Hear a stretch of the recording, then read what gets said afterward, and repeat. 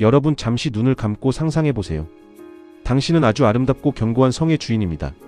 성 안에는 맑은 샘물이 흐르고 당신이 아끼는 소중한 기억과 평화가 꽃처럼 피어 있습니다.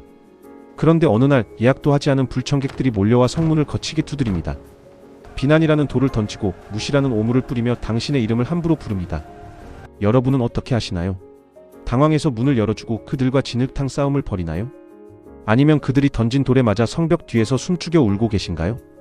많은 이들이 타인의 말 한마디에 하루 전체를 망치는 이유는 내 성의 열쇠를 길가는 행인에게 너무 쉽게 맡겨버렸기 때문입니다. 저 사람 때문에 화가 나 죽겠어라는 말은 사실 내 성의 통제권을 저 사람에게 넘겨주었어라는 뜻과 같습니다. 오늘 우리는 그 잃어버린 열쇠를 되찾아오는 내면의 성수복 작전을 시작하려 합니다. 누구도 당신의 허락 없이 당신을 불행하게 만들 수 없다는 진실을 4가지 비밀 통로를 통해 전해드리겠습니다. 챕터 1.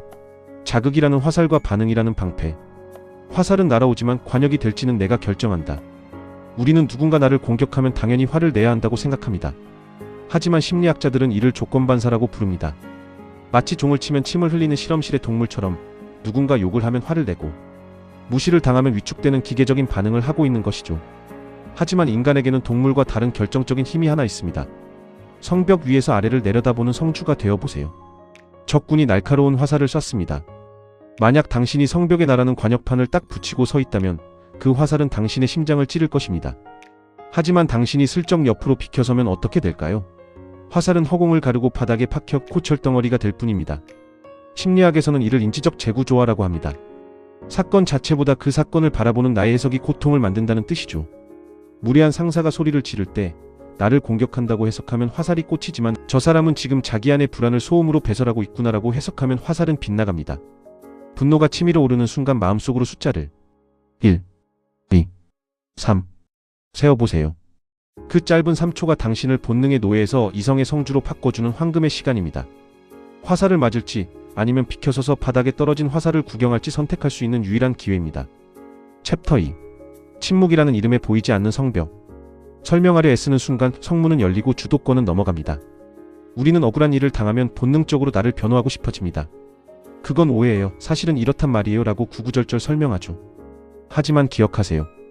당신이 입을 열어 상대를 설득하려 애쓰는 순간 당신은 이미 성문 밖으로 걸어나가 그들이 만든 진흙탕 싸움에 발을 들인 것입니다. 성 밖에서 악을 쓰는 사람을 가장 힘 빠지게 하는 법이 무엇인지 아십니까? 바로 아무런 대꾸도 하지 않는 것입니다. 상대가 톡서를 내뱉는 이유는 당신의 반응이라는 먹이를 먹기 위해서입니다. 당신이 화를 내거나 변명하면 상대는 승리감을 느낍니다. 하지만 당신이 고요하게 침묵하면 그가 던진 모든 부정적인 에너지는 갈 곳을 잃고 다시 그에게로 돌아갑니다. 심리학에서는 이를 회색돌 기법이라고 부릅니다. 감정 기복이 심한 사람이나 공격적인 사람을 대할 때 길가에 굴러다니는 아무런 특징 없는 회색 돌처럼 구는 것이죠. 예, 아니요 같은 단답형으로 대답하거나 아예 무관심한 표정을 유지하세요.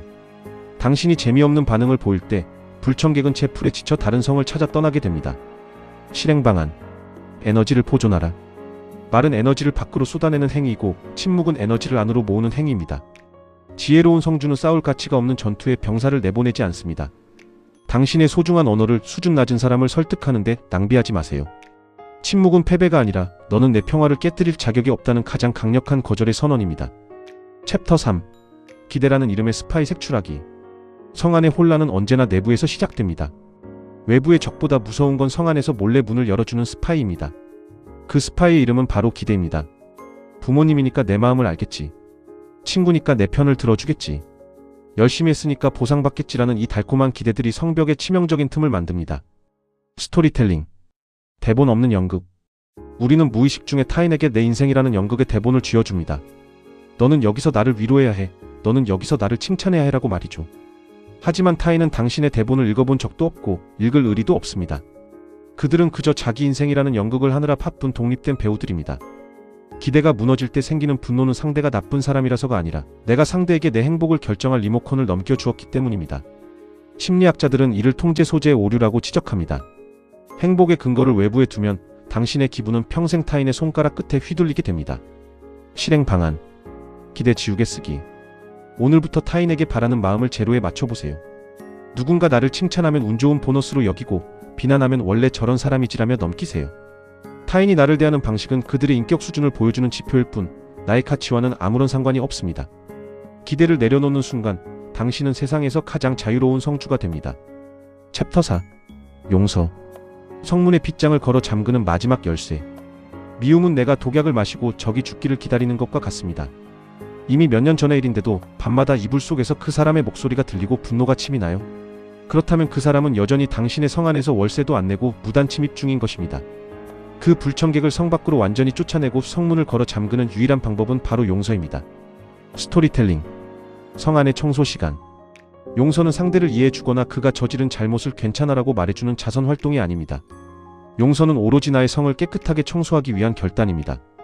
누군가를 미워한다는 것은 그 사람의 무례함이라는 쓰레기를 내 거실 한복판에 쌓아두고 매일 냄새를 맡는 것과 같습니다. 결국 병드는 건 내 마음입니다. 심리학에서는 이를 정서적 단절이라고 합니다. 너의 행동은 용납할 수 없지만 더 이상 내 소중한 현재의 시간을 너를 미워하는 데 쓰지 않겠다라고 선언하는 것이죠. 용서는 상대를 위해서가 아니라 감옥에 갇힌 나를 꺼내주기 위한 가장 이기적이고 지혜로운 선택입니다. 실행 방안. 과거의 나를 안아주기. 용서의 마지막 단계는 바로 나 자신을 용서하는 것입니다. 왜 그때 바보처럼 가만히 있었을까? 왜 더 빨리 알아채지 못했을까? 라며 자신을 채찍질하지 마세요. 그때의 당신은 당신이 할 수 있는 최선의 방어를 한 것입니다. 이제 과거의 나에게 수고했다고 말해주고 미움이라는 빗장을 풀어 그 기억을 성 밖으로 던져버리세요. 사랑하는 구독자 여러분, 긴 여정을 거쳐 다시 성주로 돌아오신 것을 환영합니다. 오늘 우리가 나눈 이야기는 단순히 화를 참는 기술이 아닙니다. 내가 나를 어떻게 대접할 것인지에 대한 존엄의 이야기입니다. 세상은 앞으로도 거친 풍랑처럼 몰아칠 것이고 성문을 두드리는 불청객은 끊이지 않을 것입니다. 하지만 당신의 내면에 이 네 가지 기둥이 단단히 서 있다면 그 어떤 폭풍우도 당신의 평화를 앗아갈 수 없습니다. 당신은 생각보다 훨씬 단단한 성벽을 가졌고 그 성을 아름답게 가꿀 충분한 자격이 있는 사람입니다. 오늘 밤 타인의 무례함에 상처 입은 당신의 마음을 따뜻하게 안아주세요. 그리고 성문을 굳건히 닫은 채 가장 평온한 휴식을 취하시길 바랍니다. 오늘도 당신의 성을 지켜내느라 정말 고생 많으셨습니다.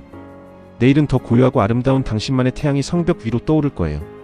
여러분의 평화로운 내일을 진심으로 응원합니다. 오늘 영상이 마음의 위로가 되었다면 여러분이 오늘 성 밖으로 던져버리고 싶은 미움의 쓰레기가 무엇인지 댓글로 남겨주세요. 함께 비워내고 함께 성장하겠습니다. 감사합니다.